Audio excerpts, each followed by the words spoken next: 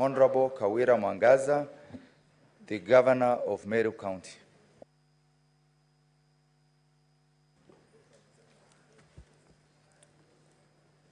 The Honorable Kawira Mwangaza, Governor of Meru County, please take the stand.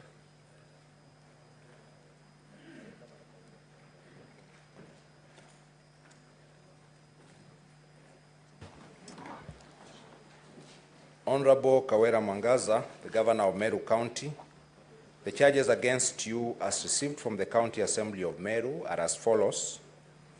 Charge number 1, gross violation of the Constitution and other laws, that the Governor has grossly violated, among others, Articles 10 to 27, 41, 47, 73, 232, 235, 236, and 251 of the Constitution. 2, Sections 10, 15, 19, and 24 of the Public Officer Ethics Act 2003. 3, Sections 3, 7, 8, 9, 10, 11, 13, 1B, F, 21, 29, and 59 of the Leadership and Integrity Act 2012.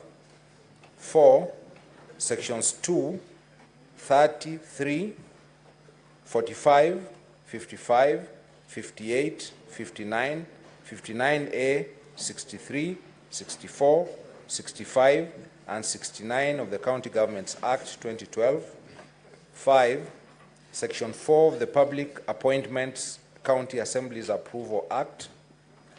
6, Section 4 of the Fair Administrative Action Act. 7, Section 6 of the Meru County Investment and Development Corporation Act.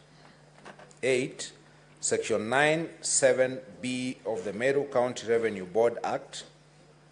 9, Section 10(6) of the Meru County Investment and Development Corporation Act. And 10, Section 19 of the Meru County Water and Sanitation Services Act, by engagement, connivance, and/or complicity in the following. 1, illegally revoking the appointment of CPA Virginia Kawira Miriti as Secretary/CEO of the Meru County Public Service Board without a vote of not less than 75% of all the members of the County Assembly, and in usurpation of the powers of the County Assembly, contrary to Sections 58, 4, and 5, and 59 of the County Governments Act. 2, failing to appoint the chairpersons of the Meru County Revenue Board, Meru Microfinance Corporation, Meru Youth Service Board, and Meru County Investment and Development Corporation Board as required by law, thus failing to operationalize the said boards, and/or illegally appointing the said chairpersons without vetting and approval by the County Assembly, contrary to Section 4 of the Public Appointments County Assemblies Approval Act. The respective secretariats of the said boards continue to draw and expend public funds without duly appointed board members to exercise a supervisory role over the board's secretariats in order to ensure accountability in the spending of funds, thus jeopardizing service delivery. 3, refusing to implement the recommendations and/or resolutions of the County Assembly requiring the Governor to A, dismiss the County Secretary, Dr. Kiambi Aderu Ndambura, and the Chief of Staff, Mr. Harrison Gatobu Nchamba Mbidi, from office for gross violation of the Constitution and other laws, and B, blatantly ignoring or failing to submit a report to the County Assembly on the implementation of the said recommendations within 60 days as required in the report of the County Assembly dated 23rd December 2023, contrary to Article 183(3) of the Constitution. 4, illegally dismissing Dr. Ntoiti, CEO of County Revenue Board, Paul Mwaki, CEO of Liquor Board, Kenneth Kimathi Mbaye, Managing Director of Meru Microfinance Corporation, and Joseph Kithure Mberia, CEO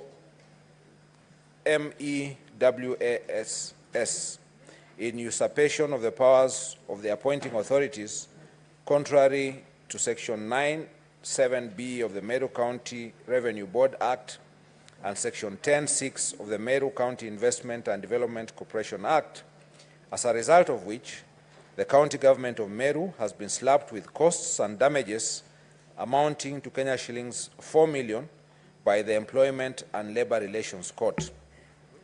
Charge 2, gross misconduct, that the governor has engaged in gross misconduct by deliberately and knowingly misleading the public by giving false information that Kenya shillings 86 million had been raised through the pay bill number 247247, account number 040016391789, established after the murder of Daniel Muthiani, alias Sniper, while the correct position is that only Kenya shillings 286,516 was raised, thus violating the moral and ethical requirements expected of a state officer, contrary to Section 19 of the Public Officer Ethics Act and Section 29 of the Leadership and Integrity Act.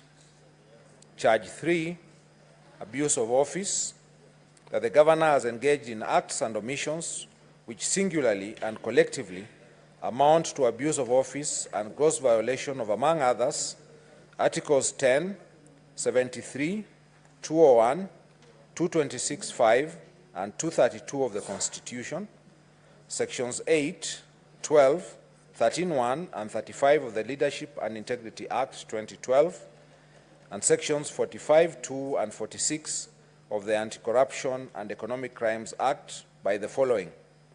1. The irregular payment of emergency call allowances to 161 doctors and medical officers using the wrong rates, leading to excessive payment of Kenya shillings 74,340,000, contrary to Sections 45(2) and 46 of the Anti-Corruption and Economic Crimes Act, Sections 11 and 15 of the Public Officer Ethics Act, and Section 12(1) of the Leadership and Integrity Act. 2. Use of manual payroll to pay personnel emoluments amounting to Kenya shillings 102.94 million, which is 3.1% of personnel emolument costs, contrary to Section 6.7.6 of the County Financial Accounting and Reporting Manual. 3.